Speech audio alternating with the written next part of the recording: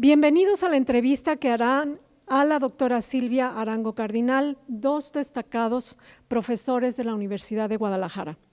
El doctor Alejandro Canales Daroca, fundador de ARPAFIL, y el maestro Tenoch Bravo Padilla, profesor y jefe de Departamento de Proyectos Arquitectónicos.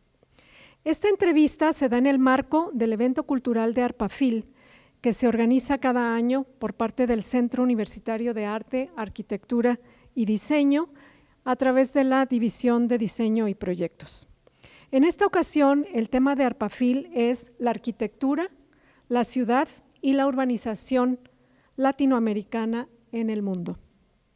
La arquitecta y doctora Silvia Arango es una destacada académica, profesora de la Universidad Nacional de Colombia y reconocida en América Latina por sus trabajos sobre la historia de la arquitectura latinoamericana, tema sobre el cual tiene numerosas publicaciones, entre las cuales están los libros Historia de la Arquitectura en Colombia, Historia de un Itinerario y Ciudad y Arquitectura, 6 generaciones que construyeron la América Latina moderna, publicada por el Fondo de Cultura Económica y el Consejo Nacional para la Cultura y las Artes en 2012, un libro de gran aliento que recorre 90 años y que es el clásico del momento. Para iniciar haremos un par de rondas de preguntas. Iniciaremos con la primera pregunta por parte del maestro Tenoch Bravo Padilla y una vez que la doctora Silvia Arango conteste, pasaré el uso de la voz al doctor Alejandro Canales. Les pido que las preguntas sean breves para que la doctora tenga amplia oportunidad de responder a sus preguntas, pues como ya les comentaba, tenemos poco tiempo. Muchas gracias, doctora. Me gustaría que nos abordara un tema del cual usted es experta. La educación, la arquitectura y la historia de la ciudad. ¿Cómo en este contexto muchos estudiantes, nos damos cuenta, estudiantes de arquitectura, que no quieren asimilar o no les gusta abordar la historia como tal? ¿Cuál es el elemento principal o que motive a estos estudiantes para que aborden la arquitectura y la historia de la ciudad y por lo tanto la quieran como elemento primordial de guardarse en ella y de conocerla para que la abordaran y obviamente después la tengan presente siempre? Mi papá, a quien yo admiraba mucho y quise muchísimo, decía, los profesores de historia no tienen perdón de Dios, porque tienen la materia más apasionante entre sus manos y logran volverse la aburrida a los estudiantes. Y es cierto, la historia es de las narraciones más interesantes a las que uno pueda acercarse. De manera que lo que sí tenemos que pensar como profesores es cómo esa historia se narra de manera que produzca la pasión que tiene que producir, sobre todo la propia historia y la historia de la propia ciudad. Yo creo que ahora, contestando una de las preguntas, yo decía que es muy importante que los estudiantes desarrollen un sentido de observación de su propia ciudad y de sensibilidad por su propia ciudad. Eso, una buena parte tiene que ver con las capas históricas. Es decir, hay un lugar común y es decir que la ciudad es un palimpsesto. Y efectivamente la ciudad es un palimpsesto. Y uno cuando recorre la ciudad, si un estudiante de arquitectura puede caminar por una ciudad y decir, esto es de 1930 y esto tuvo que ser posterior a 1930. Ah, no, esto sí es del siglo XIX. Ah, no, aquí tenemos una arquitectura que es colonial. Ah, no, esto sí es del siglo XXI. Ah, no, esto debe ser de 1970. Que tenga una lectura histórica de la ciudad, ya sabe mucho de historia de la arquitectura. El solo hecho de que esos son ejercicios posibles. Camíneme su barrio y me dice de cuántas fechas usted reconoció arquitecturas y qué periodo de historia de la ciudad tiene su barrio. ¿Su barrio es de 1920 o es de 1970 o es de 1950? ¿Y por qué lo reconoce que es así? Y que cada uno cuente a partir de las experiencias personales, empieza uno a sondear para atrás y a decir, momentico, ¿usted cómo sabe que esto es de 1930? A ver, ¿qué es ese cuento del neocolonial? ¿Qué otras por el estilo encuentra usted en la ciudad? ¿Qué otro pedazo de la ciudad? Ah, resulta que todas están concentradas en este pedazo de la ciudad. ¿Será que ese pedazo de la ciudad se hizo en ese periodo? En cambio hay todo otro pedazo de la ciudad todo su reconocimiento es del 70. Es que la ciudad creció y abordó ese pedazo. Es que la ciudad va creciendo a saltos y eso es una lectura histórica. Entonces, esa lectura histórica es muy importante, porque ahí se va, ya cuando el estudiante hace los planos sucesivos y dice, esta era la ciudad en 1920, y esta era la ciudad en 1940, y esta en 1960, sabe de qué le están hablando, sabe por qué es a partir de la propia vivencia. Y de ahí puede empezar a pensar en otras ciudades que tienen procesos similares. Pues miremos entonces a ver si Monterrey creció parecido, y miremos a ver si el proceso de Ciudad de México fue así o fue distinto. Miremos, vámonos para Lima, y mire, ahora que uno va por Google Earth y se puede ir a cualquier lugar del mundo, eso es una aventura maravillosa, entonces uno dice, y entonces empieza uno, la historia se le empieza a volver algo que tiene que ver con su vivencia cotidiana, y cuando uno logra eso, ya tiene ganado por lo menos el interés. Yo veo que los historiadores tendemos a ser muy aburridos en nuestras narraciones. Por eso los novelistas históricos tienen tanto éxito, porque parten de la historia, pero entonces le cuentan a uno el chisme, que fue lo que, no, es que este se enamoró de no sé quién y le gustaba comer tal cosa o odiaba tal otra, era supersticioso, tenía tal defecto. Entonces eso los vuelve seres humanos, entonces así uno se acerca a cómo era el rey Claudio o cómo era el Maximiliano. Si no fue por la novela sobre Maximiliano, pues la gente ve eso como una estatua. En cambio, esta posibilidad de acercamiento a la vivencia es lo que permite que la historia se vuelva algo vivo. Y yo diría que en arquitectura es fundamental. Sin una cultura de historia de la arquitectura, pues nadie puede ser arquitecto. Es decir, si uno no sabe qué es, no solamente aquí en el mundo entero, ¿cómo va a ser arquitecto sin saber que existió algo que se llama arquitectura gótica? Entonces puede que conozca o no conozca en su vida una verdadera iglesia gótica, pero tiene que saber eso, así como tiene que saber que las pirámides de Egipto están ahí, pero también que aquí se hizo unas arquitecturas hace mucho tiempo, otras hace menos, que el Hospicio Cabañas pues es como anterior a las casas de Barragán, y que las casas de Barragán son anteriores a otras que hicieron después. Es esa lectura histórica, yo creo que que pues uno lo transmite no solamente en las llamadas clases de historia de la arquitectura, sino en todas las demás, en dibujo, en taller, si uno entiende por contexto, no solamente los vecinos, le dice uno a un estudiante, usted va a hacer este proyecto, analíceme el contexto. Bueno, analíceme históricamente el contexto. Ah, un momentico, esa calle, ¿cuántas fechas tiene? ¿Qué densidad histórica tiene esa calle? Empieza a transmitir la historia de la arquitectura, porque la historia no se le puede dejar solamente a las clases formales de eso. Pero yo he encontrado que cuando hay un profesor que logra transmitir eso, los estudiantes se interesan mucho por la historia.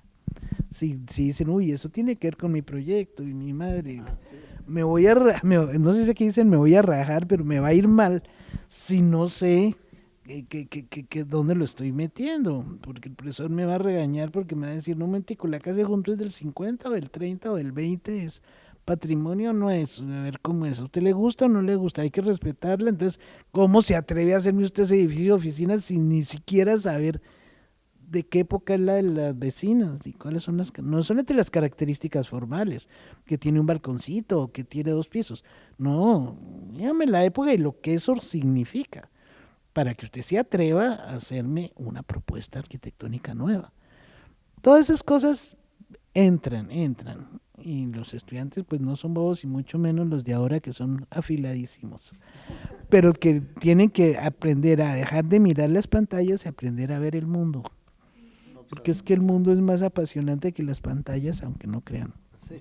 Pues bueno, quiero solamente breve decir que realmente estamos privilegiados de contar que esté en nuestra ciudad la doctora Silvia Arango, a la cual yo considero pionera, por un lado, y una verdadera aportación que está haciendo a la historia de la arquitectura, particularmente latinoamericana, un poco en consecuencia con lo que se está preguntando y comentando y durante lo que alcancé a escuchar en la charla. Y quiero mostrar el libro que hacía alusión la doctora Edith Jiménez, porque en mi opinión muy personal, no es además un clásico al día de hoy, ya se publicó en el 2012, es, creo yo, de lectura obligada para cualquier estudiante y no se diga de un profesor, profesora de la arquitectura y el urbanismo. Luego entonces, retomando un poco de lo que aquí estaba comentando la propia doctora, en este libro se recopilan 6 generaciones que constituyen y conforman la ciudad moderna latinoamericana, y es una delicia, y en relación a lo que se comentaba con el tema de la historia, es un relato prácticamente y casi sí así a nivel de minucia, de detalles, de autores, de ciudades, de pormenores, que es una maravilla. Por eso lo recomiendo ampliamente, porque incluso algo que aquí hacía alusión la doctora en el encargo de un proyecto en particular, se enmarca la historia de la arquitectura de la ciudad moderna latinoamericana en los entornos políticos, económicos, sociales, culturales, como debe de ser. Sin duda están ligados unos con los otros, y no es por ello, no es de gratis o no es gratuito, digámoslo de otra manera, que Ciudad Universitaria en la Ciudad de México se construye como tal en un periodo donde el país, México como tal, tiene una estabilidad económica, política, social, digamos, aceptable, que le permite crear esta ciudad. Pienso que algo parecido sucede con Brasilia, y los grandes proyectos urbanos en Latinoamérica de alguna manera tienen que ver con ello. Y cuando lo hemos comentado, el caso de Guadalajara es un ejemplo particular, ojalá tengamos oportunidad de hacer este recorrido, donde hay un buen cliente, en este caso el gobernador, un intelectual, escritor del llamado movimiento pues invocado por José Manuel Vasconcelos, Agustín Yáñez, se hace la obra pública más importante del siglo XX, en la década de los 60, el conjunto del Teatro Experimental, el conjunto del IMSS en torno al Parque Agua Azul, la Plaza Juárez, el conjunto de la Biblioteca Pública de Julio de la Peña, la propia Casa de las Artesanías del propio Eric Ufal. En fin, tenemos una zona, un núcleo de expresiones arquitectónicas y los entornos urbanos y naturales que son el reflejo de esto que estoy comentando. Entonces por eso para mí este libro ha resultado sumamente apasionado. Intento hacer una pequeña reflexión, que es la pregunta que a ver si logro poderla. Usted nos transmite a través de este libro los ritmos generacionales y la historia de la arquitectura y sus conceptos que ha creado para clasificar y entender la arquitectura latinoamericana. Cuando hablo de los ritmos generacionales, habla por generación de cada 15 años, si mal no recuerdo, pero obviamente hay este traslape, o yo podría decir como cambio de estafeta de las generaciones que están por delante o las generaciones que están por detrás. Pero es también sumamente interesante el libro, en tanto que aborda 2 décadas del siglo XIX y esta transición tan interesante que se da en el ámbito técnico-constructivo, tanto con los materiales y las necesidades, y también pues estamos pasando de la revolución industrial europea, la revolución industrial en América como tal, donde son los ingenieros finalmente los que están llevando la batuta al finales del siglo XIX, y ahí hay una transición, digamos, hasta que llegan los arquitectos. Y obviamente el movimiento moderno que inicia en Europa y principalmente Estados Unidos, pero en varios autores, Y bueno, de viva voz, en una charla que tuve la fortuna de tener con él, Elio Piñón, mencionaba que la mejor arquitectura moderna está en América Latina y en Israel. Y me daba sus argumentos. Luego entonces digo, pero aquí hago una reflexión también muy importante, doctora. Inicia en la primera parte del libro que la visión, la historia que se tenía de la arquitectura latinoamericana estaba hecha desde afuera, esto es, desde una visión eurooccidental completamente. Benévolo, Bruno Sevi, Pevsner, es hasta que es parte de usted es parte de esa generación de estudiosos arquitectos que conforman de varios países y se apegan, incluso lo señalan, donde hay discusiones incluso bastante acaloradas, pero llegan a un consenso donde le dan forma y crean, bueno, en su caso particular, este ejemplar que, insisto, para mí es un clásico ya y es un libro de lectura obligada. A mí me gustaría saber cómo es que ese concepto que creó o ese sistema y cómo lo podemos, ya nos dijo, poderlo digerir y transmitirlo a las generaciones que vienen. Creo que es un desafío para los docentes el de poderles transmitir, así como es la herramienta del AutoCAD o el Google Maps que se comentaba, que los libros siguen siendo los libros, ¿no? Y que es a través de ellos, y como bien lo señala, que coincido completamente, la ciudad que se conoce caminándola, recorriéndola, y sus edificios, sus plazas, sus espacios abiertos.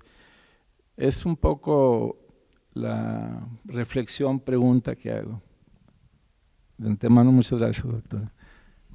Esto empata un poco con lo que decía el profesor Tenoch, en el sentido en el que parte de la conciencia histórica, que es muy importante que uno tenga, consiste en reconocer a qué generación pertenece.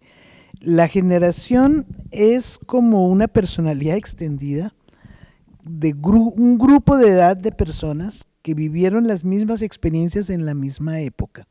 Y eso lo acompaña a uno toda la vida.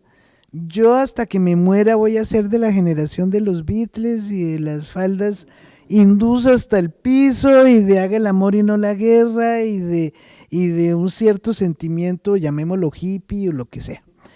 Estos estudiantes que tienen ahora 17 años, 18 años, son de la generación que nacieron no nacieron, pero siendo muy niños, les dieron unos juguetes tecnológicos, se acostumbraron a ver el mundo a través de una pantallita chiquitica, se enamoraron en WhatsApp, tuvieron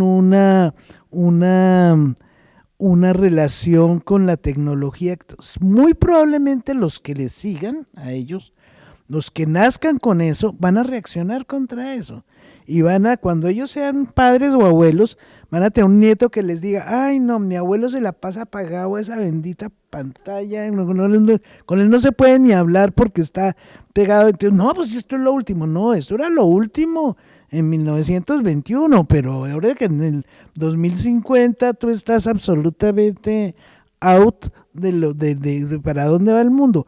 Esa es la experiencia de toda generación, que en su juventud tiene cosas muy novedosas, a veces más novedosas que otras. Esta es una generación que le tocó un salto importante, porque hay un salto tecnológico importante en el mundo entero, pero que va a tener todo su ciclo vital y va a tener que enfrentarse, por un lado a nosotros, que todavía damos lata. Y entonces yo digo, no, mire, eso no nada como conversar directamente, nada como venir a Guadalajara, yo no quiero estar a través de una pantallita, a mí me gustan las relaciones personales y demás, pero también se van a tener que enfrentar con la generación posterior. Entonces esa lucha generacional es constante y en arquitectura es muy interesante, porque en arquitectura hay modelos que cambian, más que las modas efímeras. Lo que tenemos son sentimientos arquitectónicos con ritmos de 15 años más o menos, porque eso varía, y entonces toda generación va a ver una arquitectura que considera obsoleta y una arquitectura que considera novedosa. Entonces, siempre va a tener que moverse en un juego de contrarios a veces no son tan contrarios, pero de discrepancias en el cual se va formando.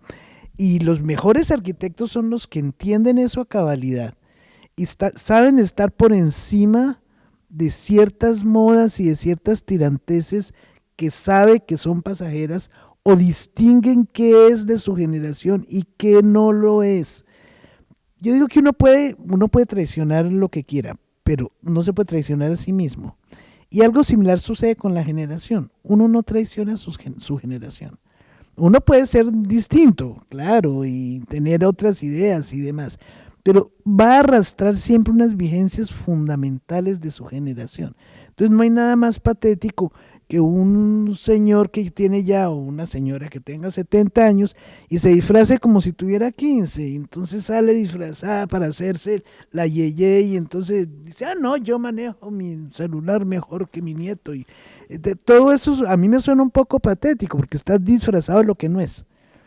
Lo mismo un joven de 15 años que se disfraza de un adulto como si fuera un viejito y le da uno consejos con el dedito, pues no, eso no le corresponde. Uno es de una generación auténticamente. Creo que eso es algo importante en la vida, porque le ayuda a uno a vivir, mejor dicho, a interesarse por lo que pasa sin resentimientos y sin esas nostalgias. Los viejos tendemos a decir, ¡ay, no, es que todo era mejor cuando yo era joven, es que ahora los muchachos son muy groseros! Bueno, pues esa es su manera de ser. Mírelo generacionalmente y verá lo interesante que es.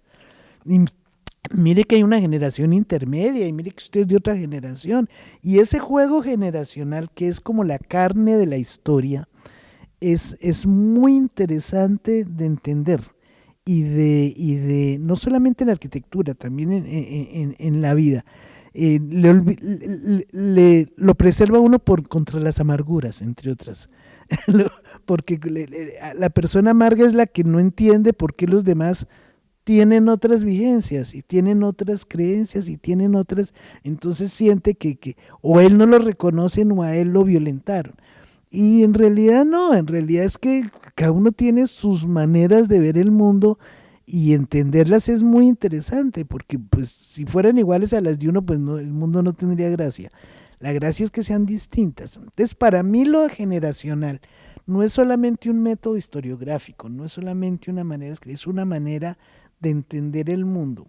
Y si uno logra, que no, yo no lo logro del todo, transmitirlo en la narración, lo vuelve muy apasionante y deja de ser la historia aburrida que no queremos seguir leyendo.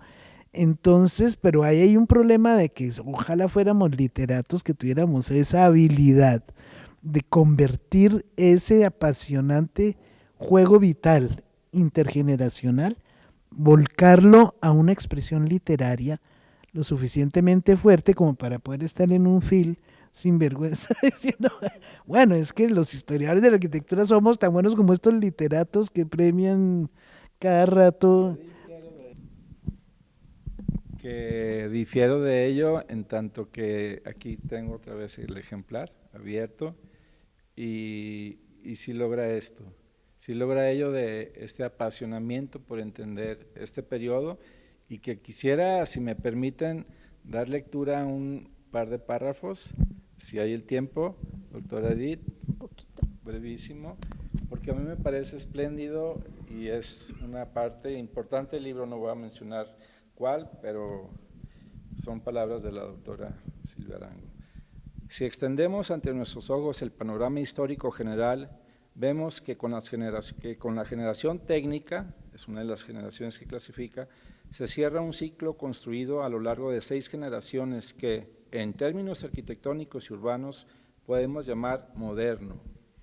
Las generaciones que actúan en las últimas décadas del siglo XX, ya contagiadas del discurso del fin de milenio, primero harán críticas y luego revisarán con nostalgia este pasado inmediato, pero en ambos casos será visto como un ciclo históricamente concluido. Esa es nuestra herencia. Las 6 generaciones estudiadas construyeron, contando con sus circunstancias y vigencias, una de las obras más prodigiosas de la historia de la humanidad, la ciudad moderna. Las peculiaridades y las pericias de las aventuras conjuntas de estas generaciones han intentado mostrarse aquí para entender sus errores y sobre todo para agradecer sus aciertos.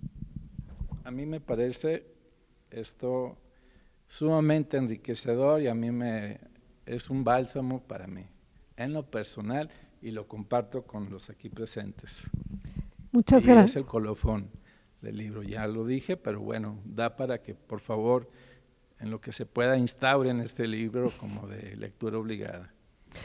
Siguiendo con lo que nos ha estado comentando, esa riqueza generacional que cada una tiene una riqueza y enriquece a la siguiente, es una parte medular importantísima que vamos cargando a cuestas, toda la humanidad.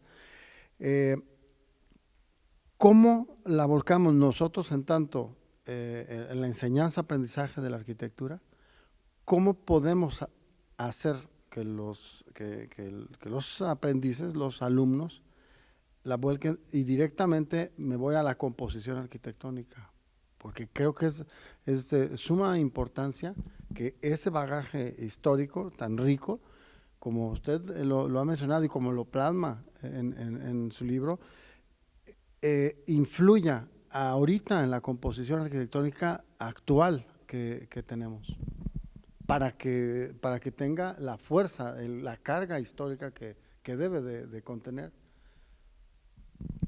Marina Weissman, en un libro que hoy mencionó Inés Moisset, en el interior de la historia, dice a los jóvenes, ella estaba escribiendo en 1990, decía a los jóvenes, es decir, la gente que en 1990 tenía 18 años, ya no les interesa la función. Entonces yo me quedé pensando y dije, voy a sondear a ver si esto es cierto. Entonces unos estudiantes, no, es que yo estoy haciendo ¿qué? Una escuela. Y es que en la escuela pues hay que hacer unas aulas y hay que hacer la zona administrativa y hay que hacer un comedor y hay que hacer era un programa. Y yo, pero ¿eso es lo que a usted le interesa? A ver, cuando usted hace arquitectura, ¿qué le interesa? No, a mí me interesa que la luz entre y que haya una experiencia y que uno se sienta entrando a un lugar que sea como mágico. Y eso es lo que me interesa en general de la arquitectura. Bueno, lo de menos es que sea una escuela. Si usted está haciendo un hospital, hágale esa magia. Entonces, ¿usted lo que le interesa es la luz? Bueno, hagamos la arquitectura de la luz. ¿Qué es lo que de verdad le interesa? Yo veo que en las últimas, los que son ahora más jóvenes tienen una fuerte conciencia social. Como hacía mucho no lo veía porque ha habido un alejamiento de la dimensión política, de la dimensión social. Pero ahora, pues por lo menos en mi país, hay un retorno a eso. ¿Qué es lo que a usted de verdad lo interesa? Hoy en día dicen, no, acabar la inequidad porque este es un país muy inequitativo. Y aquí no se puede seguir admitiendo que haya 4 personas que tengan concentrada la riqueza y un 90 y pico % de personas que están en la pobreza. Eso es lo que a mí me interesa en la vida. Bueno, vuélvame a su arquitectura. Claro, ¿qué significa eso que usted me está diciendo? ¿Cómo se deja de ser inequitativo? ¿Cómo se lucha contra la inequidad en América Latina?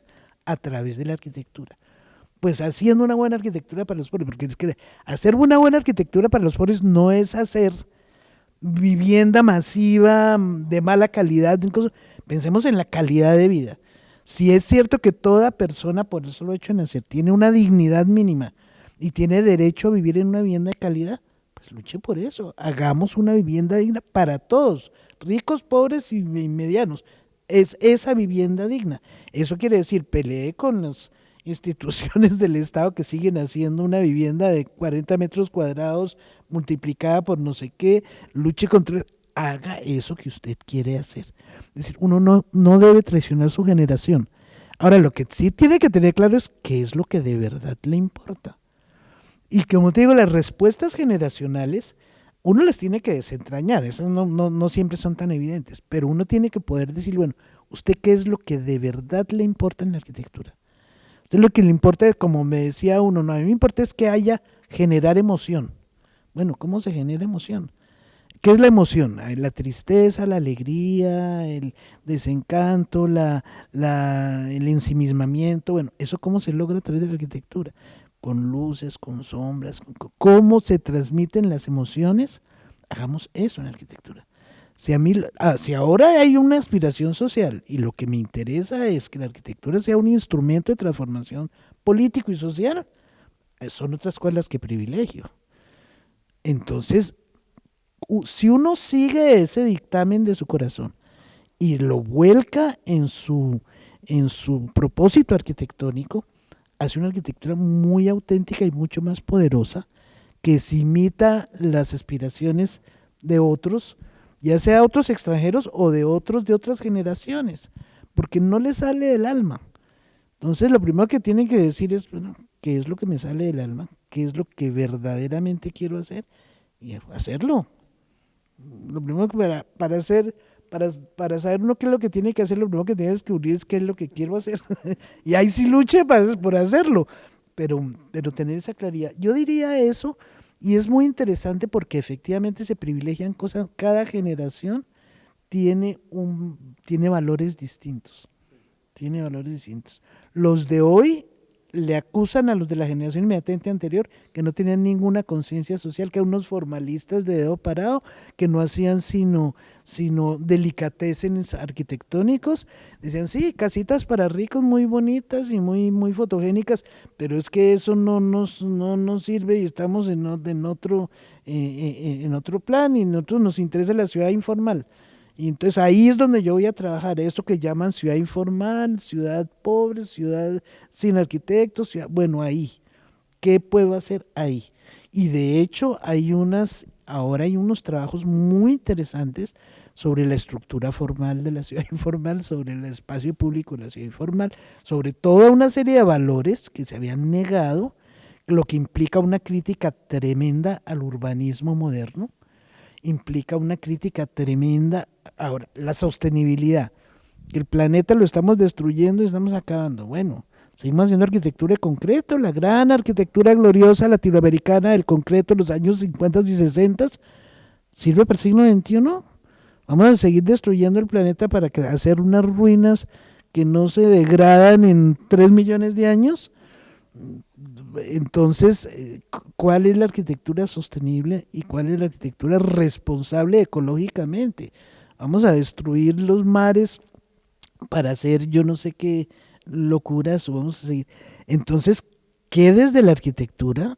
¿Cómo hacemos una arquitectura que de verdad sea eso que creemos que son los valores fundamentales? Creo que ahí estaría la respuesta, si es que hay respuesta a su pregunta, pero es como dicen, cuando uno enseña hay una cosa de doble vía. Sí, es que yo tengo mucho para enseñar, pero si a uno no le enseñaran los estudiantes, uno no se mantenía en esta profesión. Es decir, a mí, ¿por qué no me sacan de una universidad? Porque, bueno, lo que yo les transmito, pues lo pueden leer, pero lo que ellos me transmiten a mí, ¿cómo lo reemplazo? A ver, es que yo les aprendo mucho, ¿sí? Entonces, esa dimensión de ida y vuelta es muy interesante. Entonces, hay que hablar, pero también hay que oír. Estas seis generaciones, hasta ahí.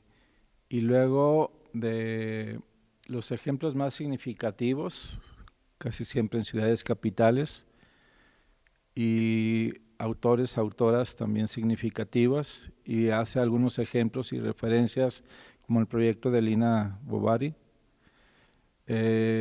Hace alusión a esta transición del siglo XIX al siglo XX, cuando era entonces importante, o bueno, creo lo único en ese momento, de poderle, con el tema de la ornamentación, a aquellas edificaciones o construcciones, traer ingenieros o arquitectos de Europa, ¿no? El caso del Palacio de Bellas Artes es Adamo Bovary, inconcluso su proyecto en tanto que surge la Revolución Mexicana y lo termina Mariscal. Digamos, el concepto, el volumen principal es de Adamo Bovary, no hay ninguna duda sobre ello. Los interiores, en su libro menciona estos elementos decorativos neoindigenistas y me atrevería a decir yo que en algunos casos hasta algunos elementos Art Deco, que es ya meramente ornamentación.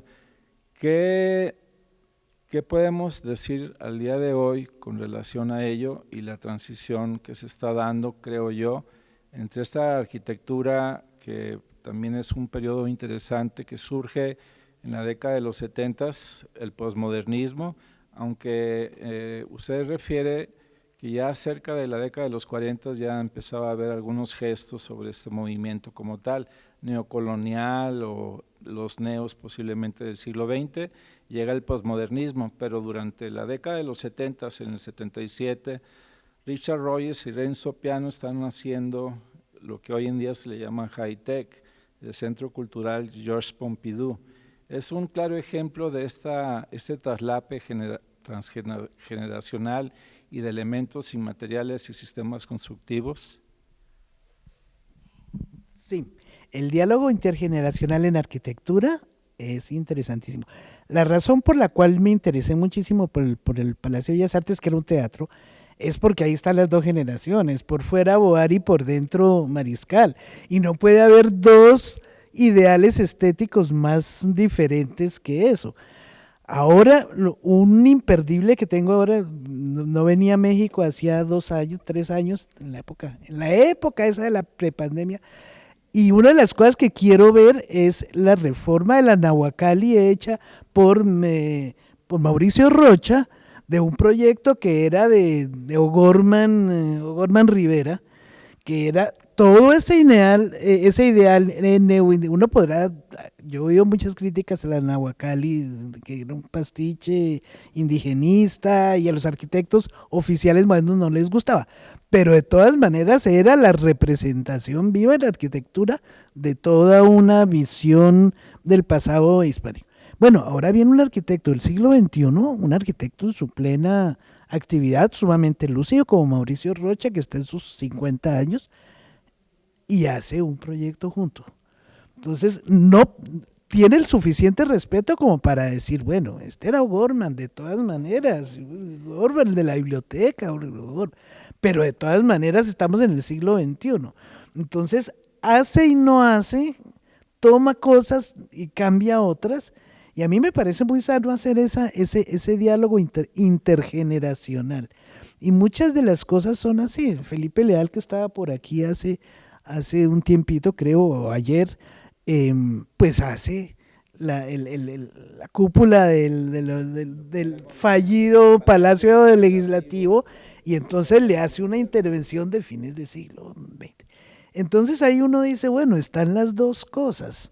Y cuando las dos generaciones son sucesivas, el diálogo es más rico y más fuerte. Por eso, mire, los que hicieron la UNAM eran muy inteligentes.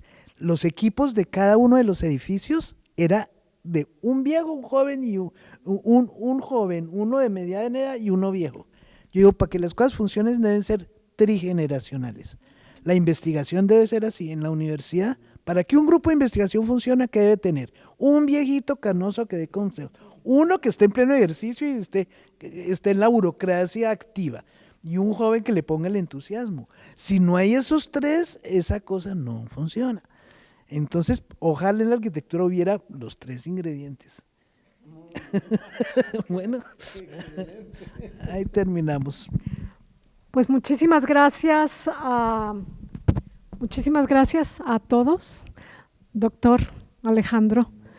Doctora Silvia, un placer escucharla y muchísimas gracias por estar con nosotros. Y maestro Tenoch Bravo, muchas gracias. Gracias por sus preguntas y las grandes respuestas. Muchas gracias. Agradecemos su presencia, invitándolos a participar en cada uno de los eventos de ARPAFIL.